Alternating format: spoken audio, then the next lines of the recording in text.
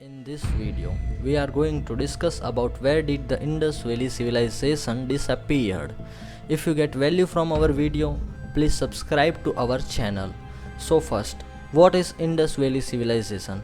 So, this civilization is the earliest known urban culture of the Indian subcontinent, an ancient civilization that flourished in the Indus River Valley. This civilization is minimum 8,000 years old, but from archaeological excavation it is found that it may be older than that.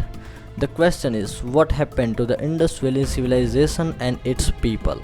So these peoples are right in front of me.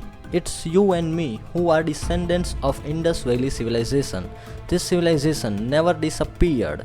What happened was there was a climate change which made the habitation around the Saraswati river unfeasible. 8,000 years ago, in India, the monsoon was much heavier than what it is today. Around 6,000 years ago, Indian monsoon started declining slowly over the centuries. Because of the climate change and great river Saraswati was fed by Indian monsoon. River Saraswati, it was a huge and mighty river and it was entirely fed by monsoon and other rivers.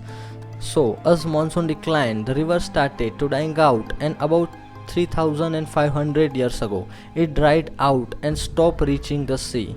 Because of the climate change and many small factors, great cities and great urban settlements have been built around the river banks of these rivers. Because this river dried out, the lifestyle of peoples that they enjoying could no longer be sustainable, and they had to slowly, over the centuries, gradually abandon their cities and move to elsewhere. These peoples moved eastward into present-day Gujarat, Punjab, Madhya Pradesh, Uttar Pradesh and more. So their descendants are us. This civilization has never died out. It endures. We are the continuation of the so-called Harappan civilization. They are our ancestors. But our textbooks portrayed them as something that was different.